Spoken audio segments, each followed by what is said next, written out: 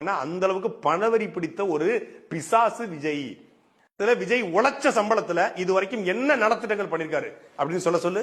சரிங்களா, முதல் படம் சம்பளத்துல அவர் என்ன பண்ணாரு தெரியுமா விஜய்? இப்பெல்லாம் நினைச்சு நான் ஆச்சரியப்படுறேன் இந்த பொலிட்டிக்கல் அறிவெல்லாம். அந்த சம்பளத்திலேயே ஒரு பையில புடவை, அரிசி, பருப்பு, சமையல் ப்ரொவிஷன் எல்லாம் வாங்கி நிறைய பேருக்கு டிஸ்ட்ரிபியூட்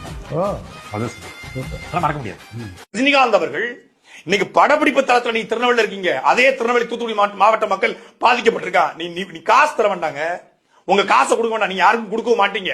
உங்க கையால எச்சுக்கையில கூட காக்காய் கூட விரட்ட மாட்டீங்க, அது எல்லாருக்கும் தெரியும். அது செய்ய வேண்டாம். சரி, உங்க பணம் இங்க கோடி கோடியா கொள்ளையடிச்ச அரசு கட்சி தலைவர்களே பண்ணல, அப்புறம் நீங்க எப்படி பண்ணுவீங்க? விஜய் மாதிரி நீங்க ஒன்னும் பரந்த மனசுக்காரரும் கிடையாது. விஜய் மாதிரி இந்த மண்ணின் மீது மக்கள் மீது உங்களுக்கு எந்த அக்கறையும் கிடையாது.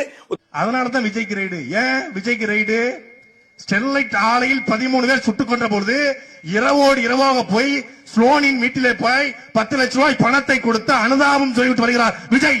நீட் தேர்வில் தங்கை அனிதா இறந்து விட்டார். இறந்த பொழுது இரவோடு விரைவாக சென்று அனிதா வீட்டுக்கு சென்று உதவி செய்து வருகிறார் விஜய். ஜல்லிக்கட்டு போராட்டத்திற்கு போய் நின்று களத்தில் நிற்கிறார் விஜய்.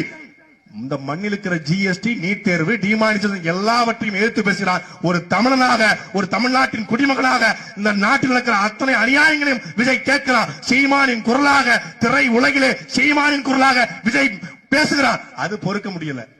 உடனே ரெய்டு. அவர் வீட்டுக்கு ரெய்டு போயிருக்காங்க.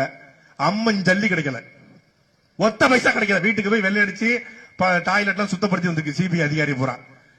ஒத்த ரூபா காசு ரஜினிகாந்த் கொடுத்தான் என்று எவனாவது ஒரு ஆம்பளை, ரஜினிகாந்த் ரசிகர் மன்றத்தை ஒரு ஆம்பளை நிரூபிச்சு காட்டு, உனக்கு 1 கோடி ரூபாய் நான் தர்றேன்.